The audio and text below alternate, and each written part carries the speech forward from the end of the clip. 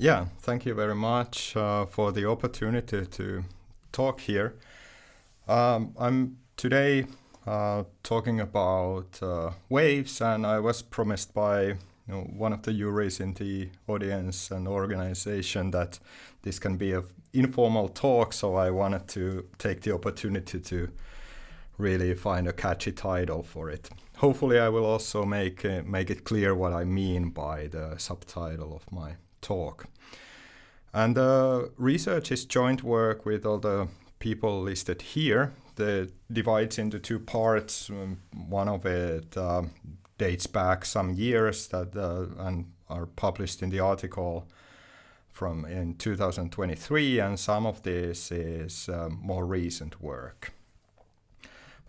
Throughout the talk, I'm going to discuss the stability properties and energy decay in two-dimensional wave equations, and I'm especially interested in the situation where the damping of the wave equation acts on the boundary of the spatial domain. And I will begin by discussing the PD problem. Then I will introduce some abstract tools that can be used in order to study the stability properties and dynamics of these waves. And then I will go on to kind of describe more recent developments which can be used to dramatically improve the quality of these results that we get from our abstract tools. And I'll also close with a discussion on some of the fundamental, what I would think are fundamental limitations on optimality of this approach that I'm using. We start by looking at wave equation. I'm starting from a slightly different problem than I'm focusing on. And here we have a wave equation with some interior damping. So to go through everything, we here have first the dots represent time derivatives. So we have a second order time derivative. Then we have the Laplacian here.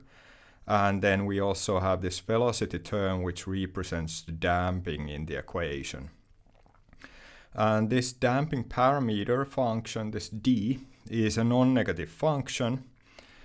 And on the boundary of the domain, we assume that the wave profile is fixed to 0 at each of these boundaries. And there's a lot of work in the literature for wave equations of this type, and with this kind of so-called viscous damping. And its stability properties are understood really well. And somehow the main message in the stability research for this equation is that the stability properties are determined largely by the so-called damping region, which simply describes which is defined as the subset of the spatial domain where the damping has non-zero values. So it's simply that subdomain where the damping does influence the wave.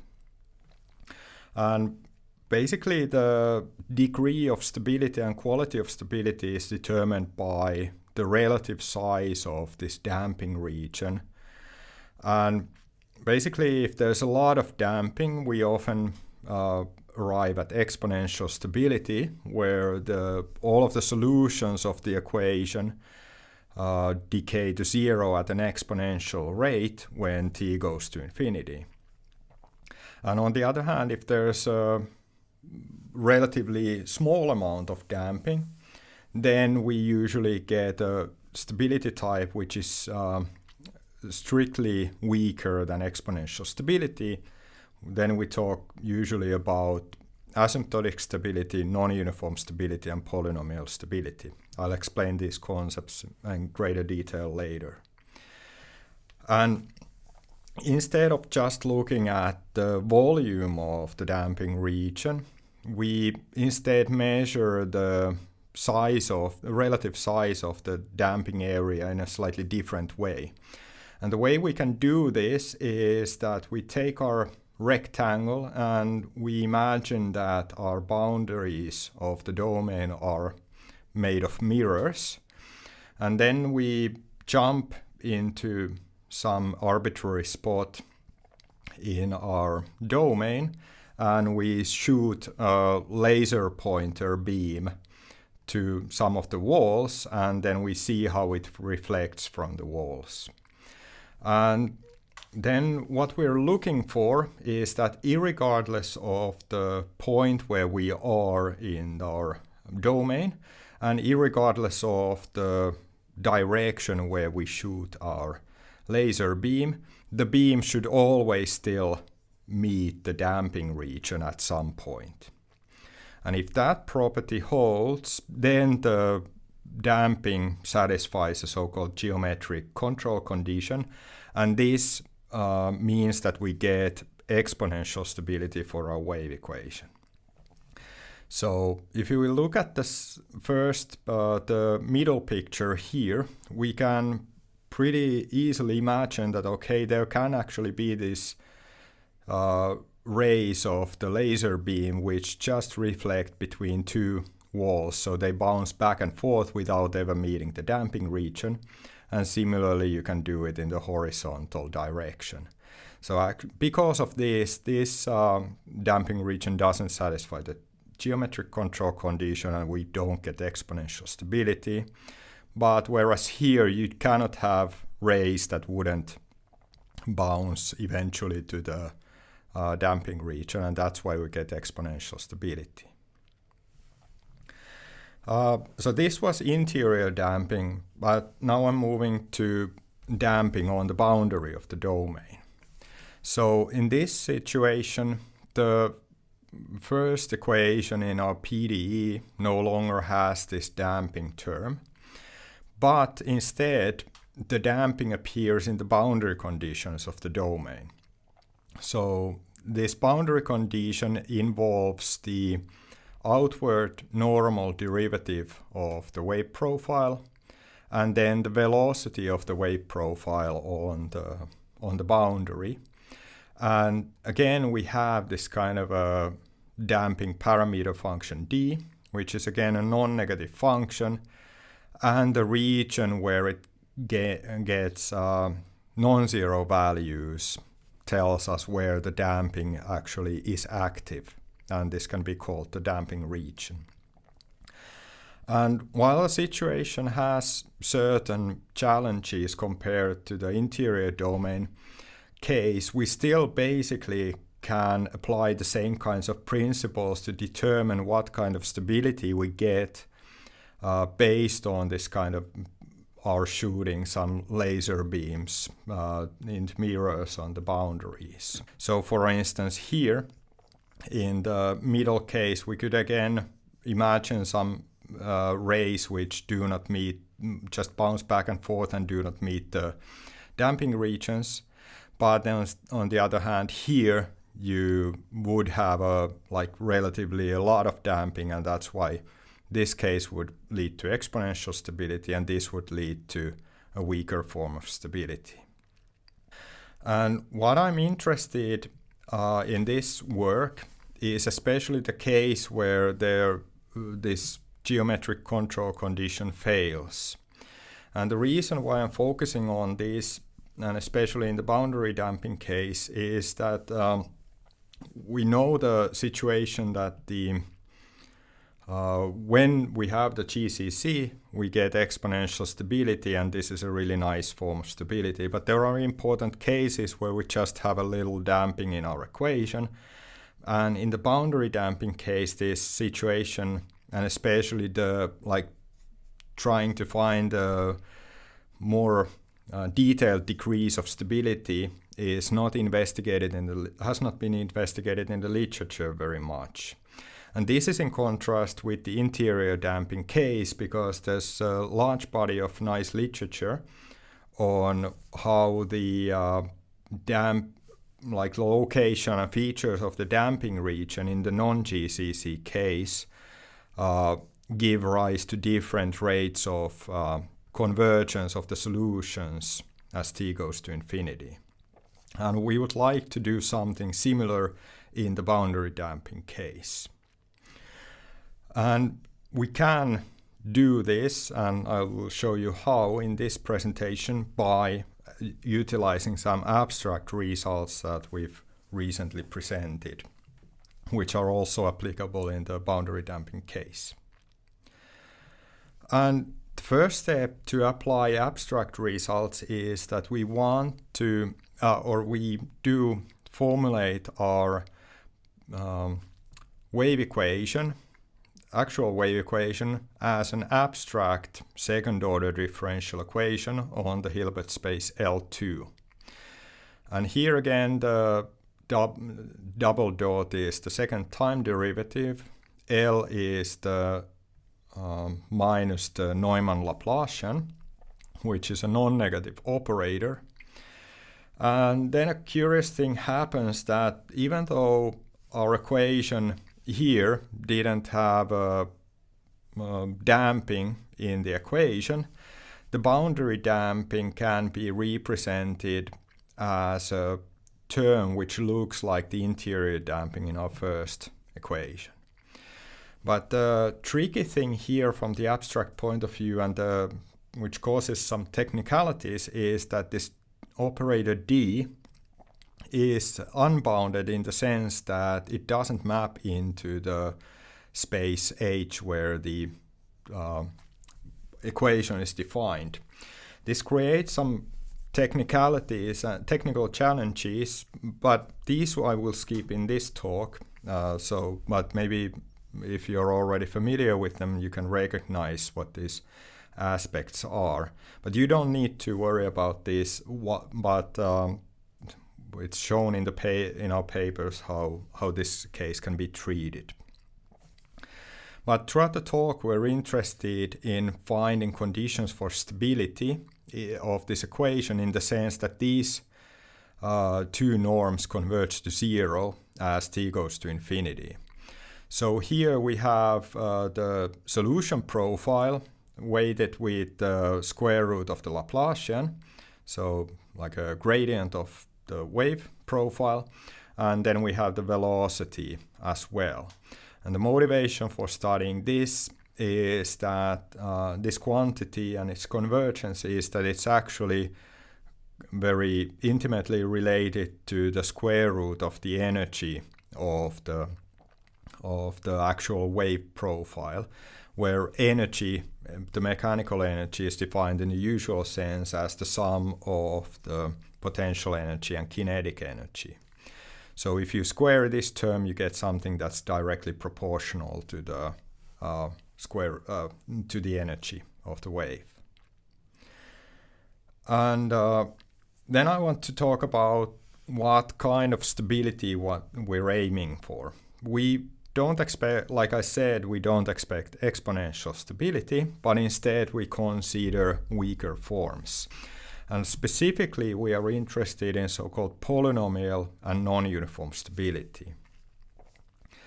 And characteristic features of these stability types is that we are looking for rates of decay for these norms that we're interested in, but we are only interested in them for the classical solutions of the equation. So those solutions which really satisfy this in the actual pointwise sense.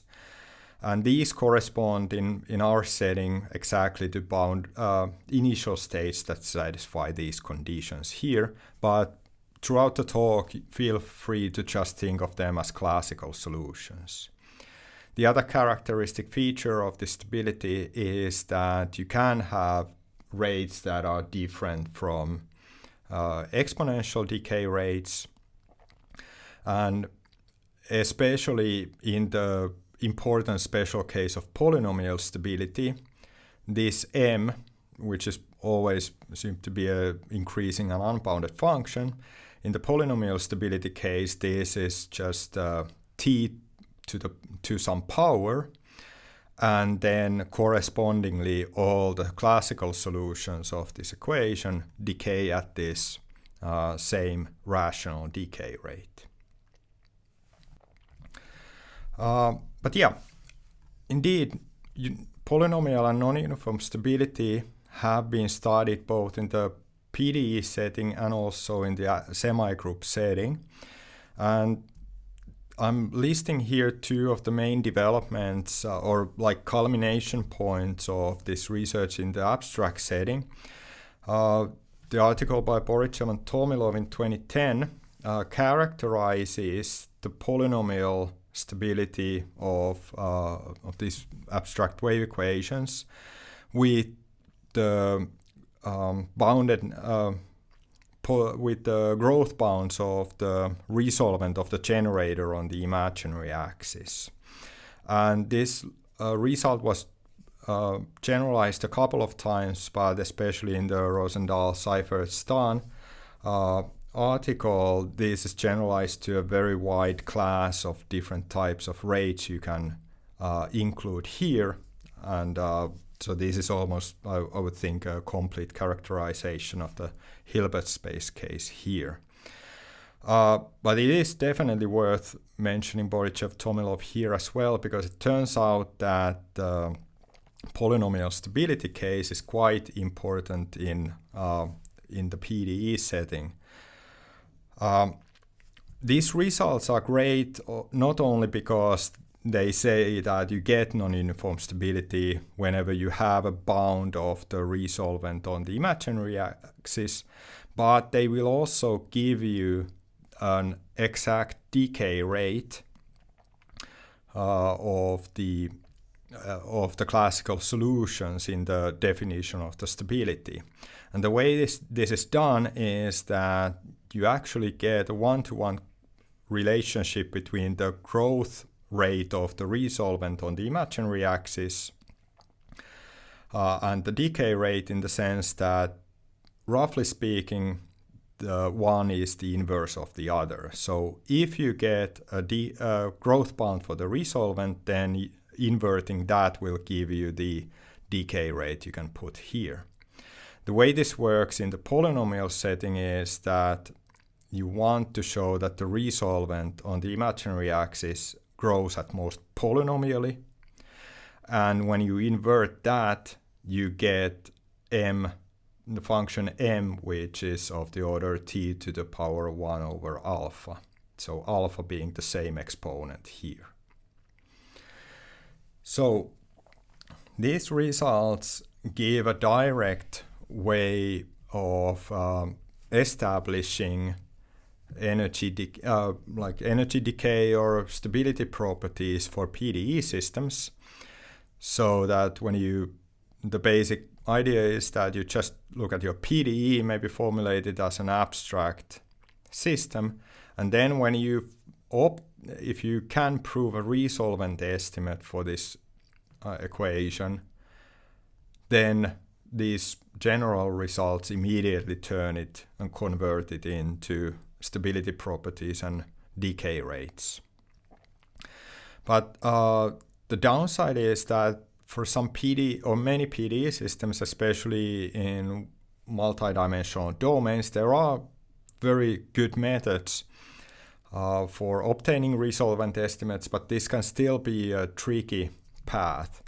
And that motivates adding an extra waypoint on this path from the PDE to the resolvent estimates. And this is one of the topics of my presentation today. So the idea in the approach I'm presenting is that instead of just trying to directly prove that we have some kind of a resolvent estimate, we can instead try to show that our PDE satisfies some other estimates which are called observability estimates. And when you verify these conditions, we have general results which say that you immediately from those obtain a resolvent estimate, and then again you can proceed to converting this to the energy decay using the semi-group stability results.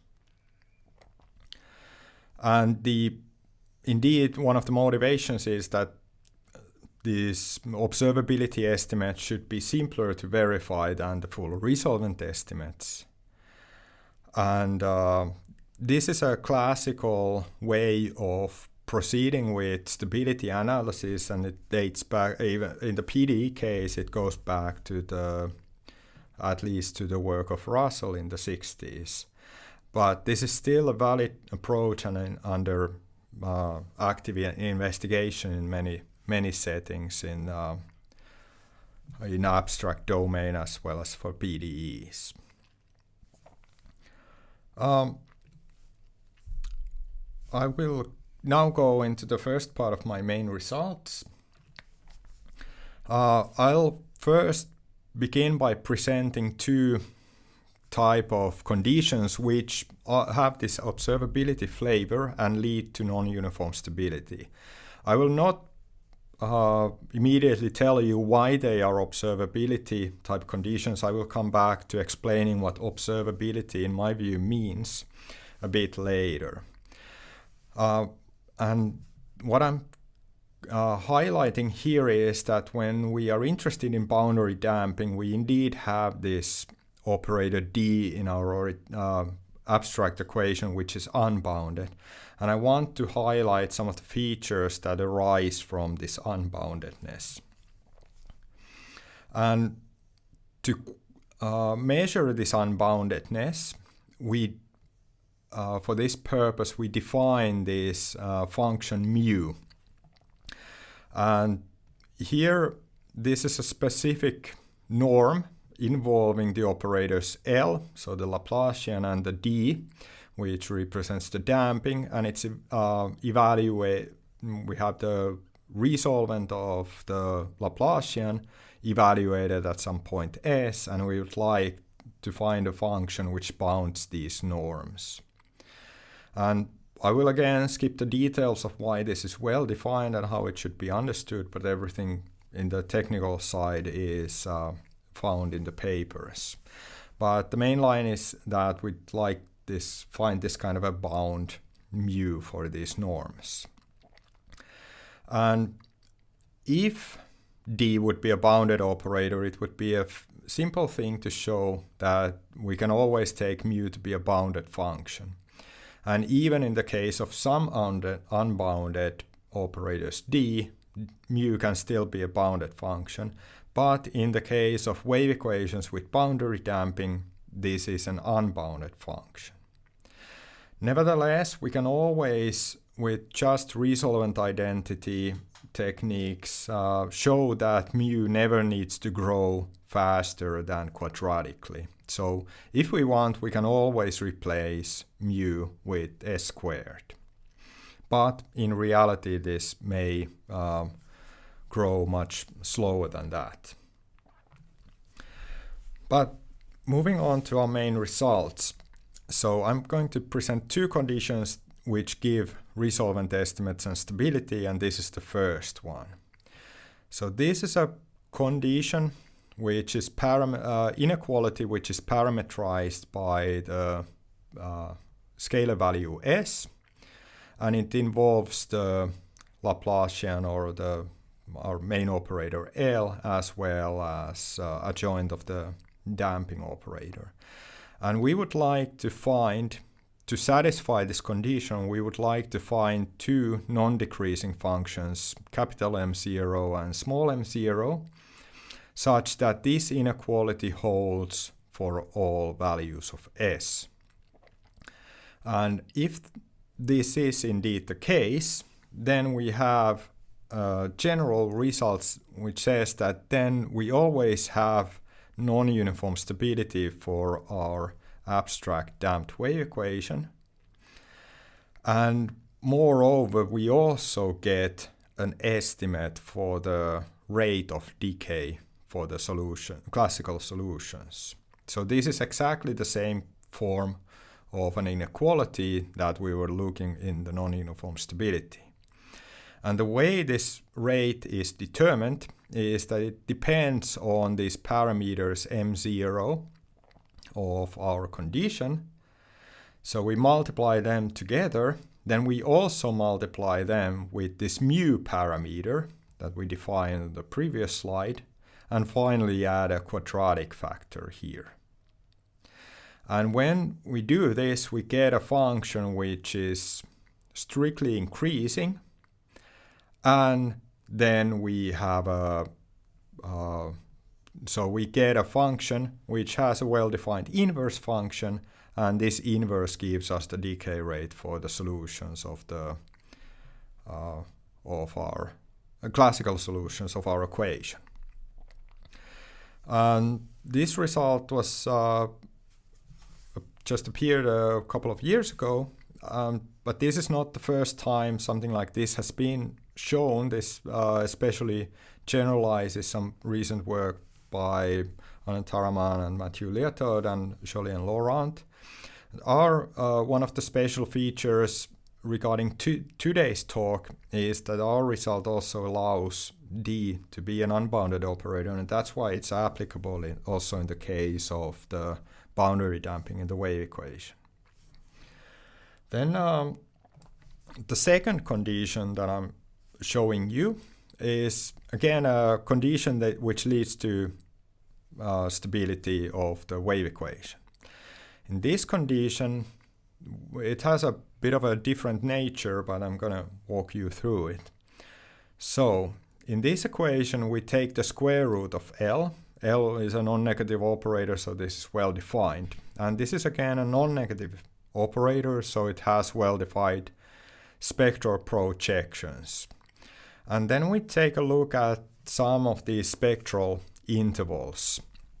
So we take point S near the spectrum of square root of L, and then we take a spectral interval which has radius delta, and this delta is allowed to depend on the point S.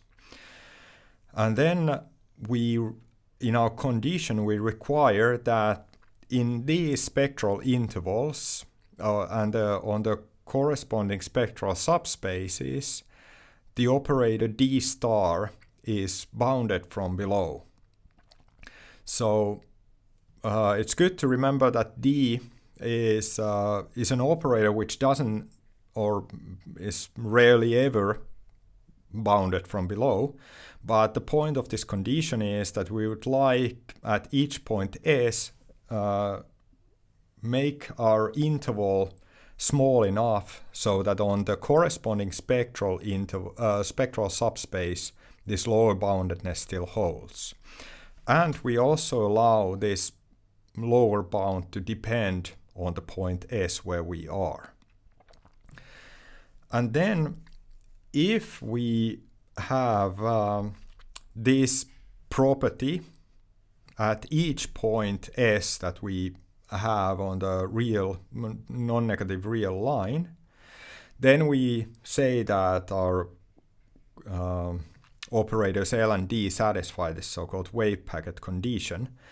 And with all these different points S, these lower bounds, the lower bounds and these radii of the spectral windows define two functions which we can assume to be non-increasing. So we define these functions delta and gamma so that this lower boundedness is satisfied at each point S. And then if this is true, if we can find such functions, then we again get non-uniform stability, so we can get our familiar type of estimate. And again, we get this directly from the parameters of our condition. We get an estimate for the decay rate of the classical solutions. And now, again, the decay rate is an inverse function of some n, but now the n is defined in a slightly different way. Now we take the square of the mu, and then we divide it now by these squares of the functions gamma and s. Gamma and delta.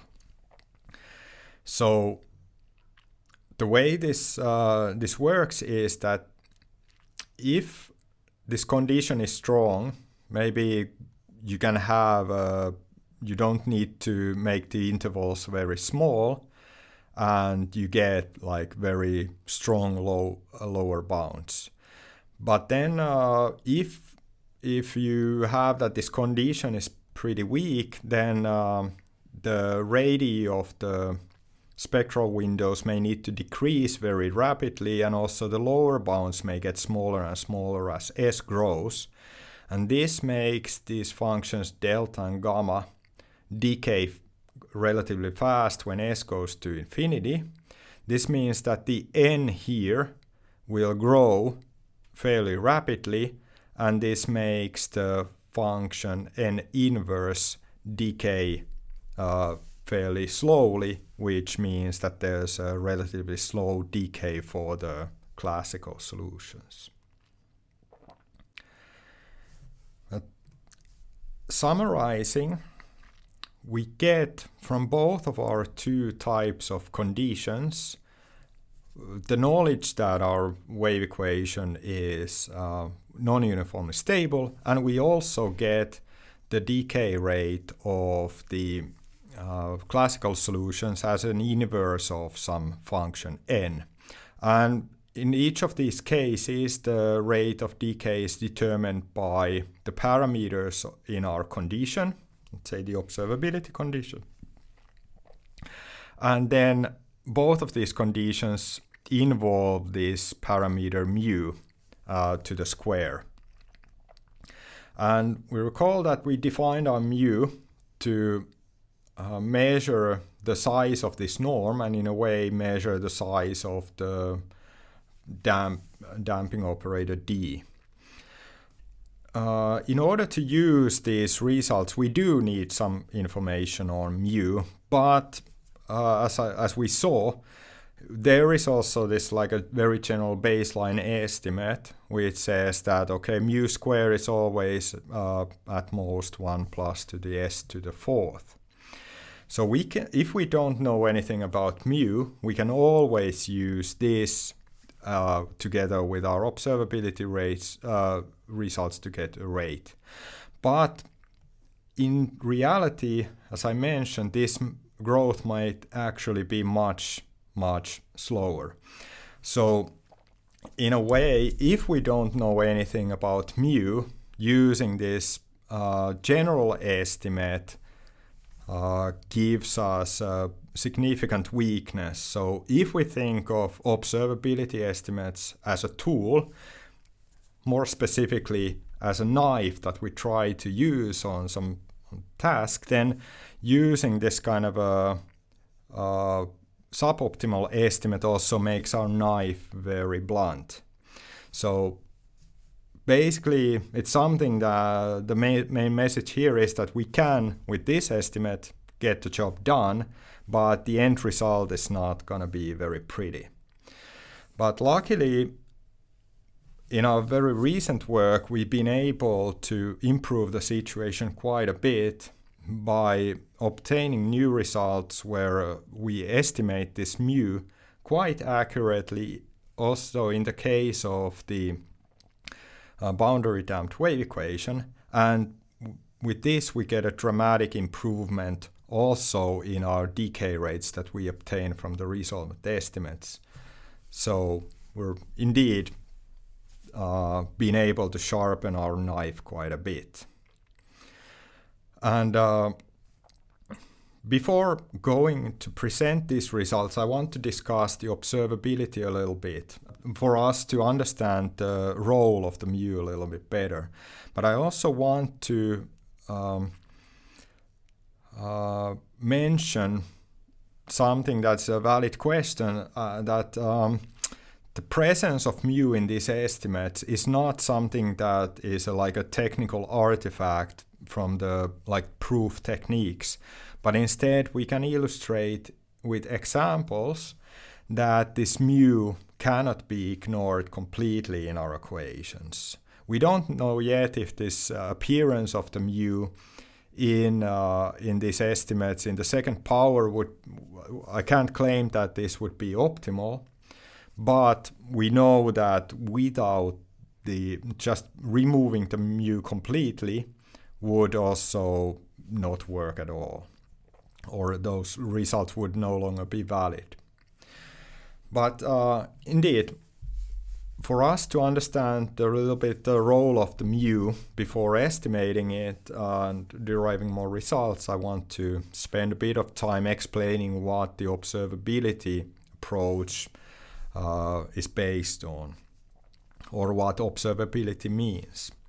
So observability is something that comes very natural, or has a strong link to mathematical systems theory and control theory. And this is where the term usually comes from. But what we do in that approach is that instead of directly studying the equation of the damped wave equation, we modify it by breaking apart the damping term. So instead we consider an equation where the damping term is missing, or rather it's been replaced by a non-homogeneous term. It does involve the damping operator d, but now it is dependent on a arbitrary time-dependent function u. And in control theory, this u is called the input of a system or the equation, because choosing different u will allow us to influence the behavior of the equation. Correspondingly, we also define this function y, which is dependent on the damping parameter and then the velocity of the wave profile. And in the case of a boundary damping of the waves, we would basically be measuring something this would measure something about the velocity on the boundary where the damping is active. And this in systems theory is called an output of the system, because and it is can be seen as a measurement of the solution of our system and interior behavior. One thing that we should note quite early on is that if we look at our system here and then we choose a u in such a way that it is exactly minus y, then we get exactly our original equation back. And this creates a connection between the original equation and the system where we have disassembled the damping and instead replaced it with input and an output. And the observability then measures roughly how much information the output of the system carries of the full solution of the system. So how much the boundary velocity of the equation tells us about how the full wave profile behaves. And especially it measures how well the full state can be reconstructed based on just looking at the output signal over some time interval. And in our stability results, we had these two conditions where we had these parameters capital M and small m0, as well as the delta and gamma. And in these conditions, these parameters can indeed be really seen as measuring the quality and strength of the observation and observability of the equation. So better parameters mean that you get more information out of the full state just by looking at the output.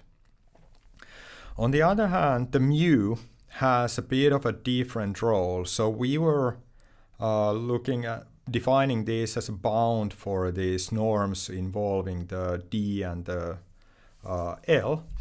And in this sense, it can be seen as measuring the level of unboundedness of the D. There are also different viewpoints, and you don't need to care about this if you're unfamiliar with systems theory, but if you look at this more carefully from the systems theory point of view, it exactly is the so-called transfer function of this system here. And the transfer function tells us how the Laplace transforms of the inputs turn to Laplace transforms of the outputs. And indeed, in that sense, it measures something about the behavior of the system, but it's not measuring observability per se. And but sticking to the oversimplification of thinking this as the unboundedness of the damping operator D, means that if we look at the results and the way mu appears there in our conditions, it says that if mu grows faster, then our decay rate will be slower. And whereas you would intuitively think that if you add damping or make your damping stronger, then you should get a faster decay rate. But this is not true, and this can be observed even in the two-dimensional ODE, which is just a damped harmonic oscillator, where you have a situation that if you increase the damping parameter value, then you get better damping to a point, and then the stability starts to get worse again. And this is due to the so-called overdamping behavior. And this is exactly what we're seeing here as well. Increasing the unboundedness of D doesn't help us, but instead harms the stability properties. But okay, now I can come back to explaining how we can improve this situation with accurate estimates of the mu. If you're interested in a certain PDE, then in a PDE case-by-case analysis, this mu can be improved dramatically. And this is exactly what we can do for our boundary damped wave equation. We recall we have this damping parameter D. We have a wave equation on some two-dimensional domain omega and with boundary gamma. And in order to estimate our mu, we have a really nice result, which is mainly the work of Nicolas van Sprang in our group here in Tampere. And this gives us very precise and even optimal estimates for the mu in the case of this wave equation with boundary damping in different specific cases of geometries of the domain and the boundary. So the cases are the following. So in each case, mu grows polynomially with some power s to the eta. So if omega is a rectangle, we can choose eta to be any value which is greater than 1/4. On the other hand, if gamma, the boundary, is smooth and flat, we can take exactly 1/4. If omega is smooth and concave, meaning that we either are looking at an exterior problem or we are, for instance, damping in the interior edge of an annulus, we can go as low as 1/6. And in any case where the boundary gamma is smooth, we can use the value 1/3. And when we think about the baseline estimate, which corresponds to eta being 2, and remember the fact that mu always appears in the second power in our stability results, we can see that we have a really, really great improvement on our results and the exponents that we have in our decay rates. So this is close to 75% in many cases. And when we put this result together with our general observability results, then we get rates of decay, which are determined by these n's. So we have this product of the capital M0 in the Hautus test, and then this eta parameter combines with the quadratic term which was already in the equation. On the other hand, in the wave packet condition, we divide by this delta and gamma, and this mu squared appears on the denominator. And in the case of the actual rectangle wave equation, we can go even further, and if we assume that indeed we are on a rectangle and the damping is such that there exists at least one like an open subset of the boundary where the damping is strictly bounded from below, then we get a rational decay rate where this alpha can be taken to be anything greater than 2.5. And I think this is a really nice result because indeed these boundary dampings haven't been studied so much, and in our view or knowledge, the only case that was known for this was the case where we have a damping on a full edge in the rectangle and no damping elsewhere. But that case is slightly different because you can use Fourier techniques to decompose the wave equation into a collection of one-dimensional wave equations which are damped at the boundary, and use direct techniques for deriving resolvent estimates. But on the other hand, this technique no longer works when you don't have a damping on a full edge, because then you don't get this kind of a collection of same kinds of wave equations. So in that sense, we think our result is probably the first one which allows you to damp on a smaller subset than a full edge.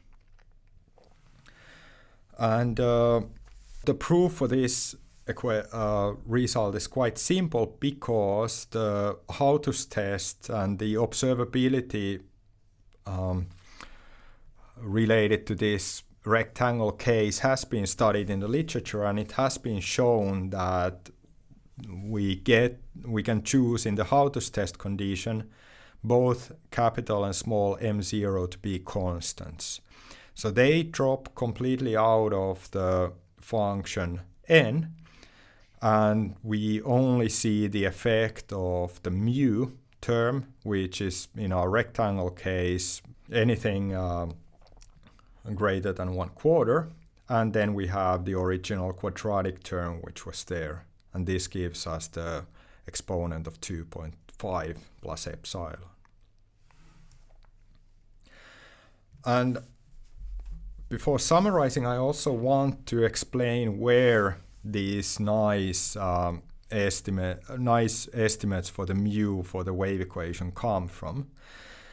And these actually come from results that have been presented in the literature, but in a quite different form than how we are using them here.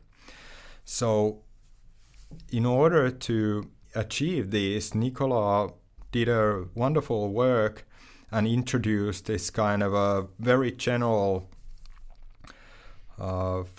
conversion tool which lets you convert time domain estimates into these estimates for our parameter mu. And it all relates to the fact that this somehow tells us something about how the Laplace transforms of the output